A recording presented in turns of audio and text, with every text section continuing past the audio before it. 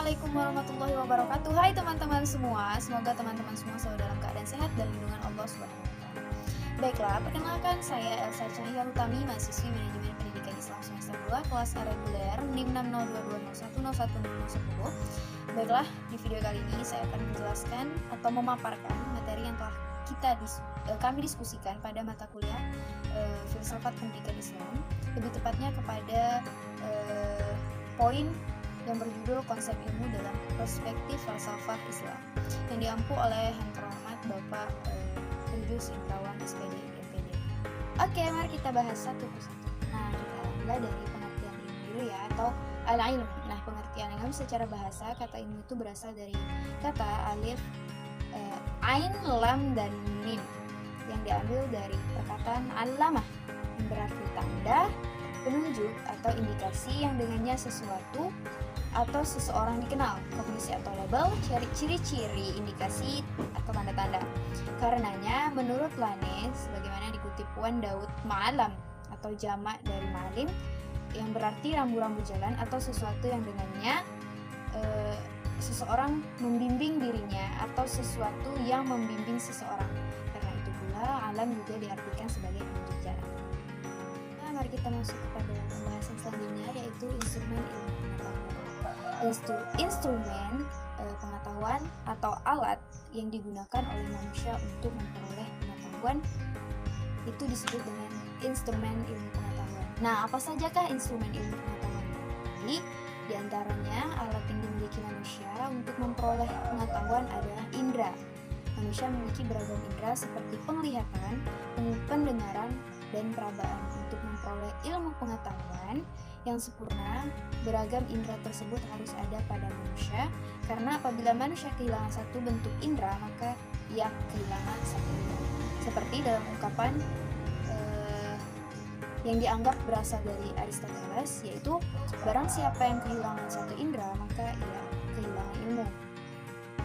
Contohnya seperti ini, jika seorang dilahirkan dalam keadaan buta, maka ia tidak mungkin dapat mengetahui macam-macam warna. Mungkin dia tahu merah gitu, tapi dia tidak mengetahui merah itu warnanya seperti apa.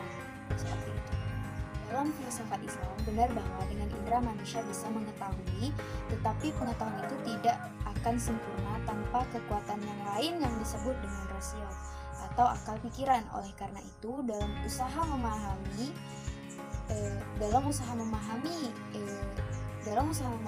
dan mengetahui sesuatu, keduanya mesti ada dan kita selalu membutuhkan keduanya. Tetapi apakah dengan kedua instrumen tersebut manusia telah mampu memperoleh pengetahuan dengan sempurna? Nah, jawabannya terkait hal ini berbeda-beda. Akan tetapi dalam filsafat Islam, jawabannya adalah tidak. Kenapa? Karena manusia membutuhkan satu instrumen lagi yang disebut dengan hati. Nah, filsuf pertama yang mengklasifikasikan ilmu adalah Aristoteles. Ia membagi ilmu secara antroposentrik, naturalistik pada 3 bagian. Yang pertama yaitu filsafat teoritis yang terbagi 3 cabang, yaitu fisika, matematika, dan metafisika. Yang kedua yaitu filsafat praktis yang terbagi menjadi 3 cabang pula, yaitu etika, ekonomi, dan politik. Yang ketiga estetika. Orientasi antroposentrik substansial itu diikuti oleh Al-Farabi dan Ibnu Sina dengan modifikasi dan pemaparan perbedaan dari Aristoteles. Yang kedua ada rasionalisme atau akal. Rasionalisme adalah aliran yang menganggap bahwa akal adalah media terpenting untuk memperoleh ilmu pengetahuan. Menurut aliran ini, pengetahuan akan diperoleh melalui cara berpikir atau akal dan tidak menganggap pengalaman indera atau empiris sebagai sumber pengetahuan.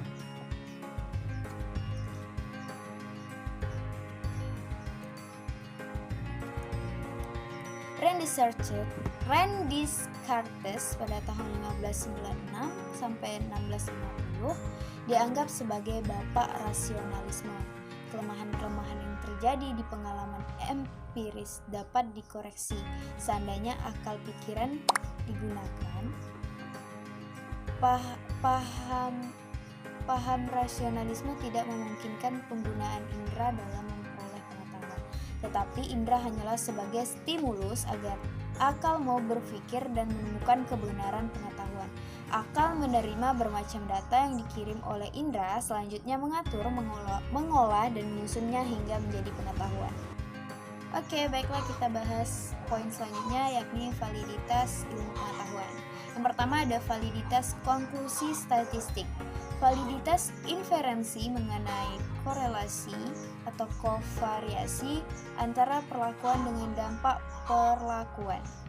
Validitas inferensi mengenai apakah kovariasi yang teramati antara perlakuan A dengan dampak perlakuan B. Yang kedua ada validitas internal. Sebuah hubungan kausal dari A ke B sebagaimana variabel tersebut dimanipulasi atau diukur. Validitas konstruk. Validitas inferensi mengenai konstruk tingkat lebih tinggi yang merepresentasikan sampel khusus. Validitas eksternal. Validitas inferensi mengenai apakah hubungan sebab efek berlaku sepanjang variasi orang, setting, variabel perlakuan, dan variabel pengukuran. Baiklah, kita masuk ke poin selanjutnya, yakni klasifikasi ilmu pengetahuan.